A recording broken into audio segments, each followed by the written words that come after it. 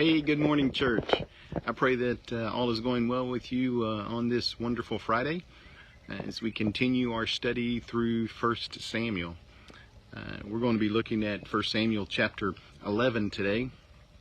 And now remember, in chapter 10, we got to begin seeing Saul as he was becoming king, and we saw some leadership that came out of him. And at the very end of the chapter, there were still some that like, wait just a minute, is Saul really the one? And then you get to chapter 11, and the scene changes. So Saul went from prophesying and his leadership there. Now all of a sudden we're getting into what will be a battle.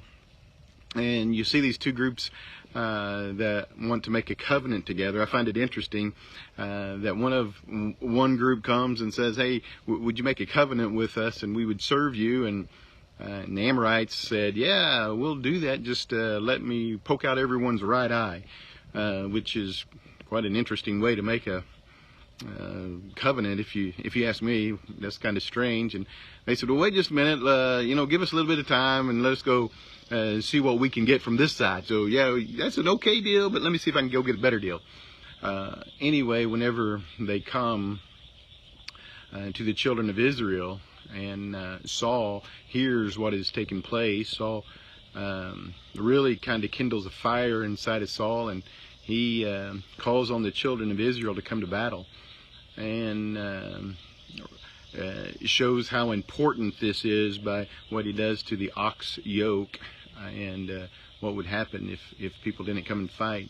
I mean, it's very specific. Says that 300,000 men of 11 of the tribes of Judah, 11 of the tribes of Israel came, and then of the tribe of Judah, 30,000. So you have 330,000 that are going to go fight this battle. And of course, they go fight and they win the battle.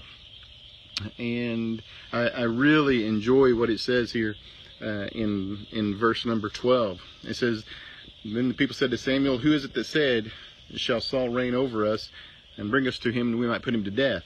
In verse number 13, Saul answers this and he says, do not put anyone to death, for today the Lord has accomplished salvation.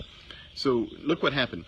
The children of Israel, God's chosen people, came together in one accord to fight a battle and then thank God for the victory. Ron mentioned yesterday in his video about all this going on inside our nation.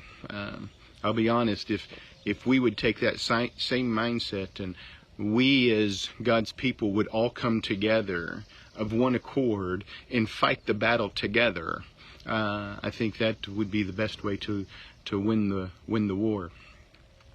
And I would hope that we would respond that exact same way, that we would say that the Lord is the one who won this victory. So anyway, at the end of this chapter, you see Saul's leadership. You first had his leadership yesterday in chapter 10. Now in chapter 11, you see his leadership in battle. And he continues to grow here as a leader inside of Israel. So I pray that you enjoy this chapter and enjoy your day. Hope to see you on Sunday. God bless. Have a great day.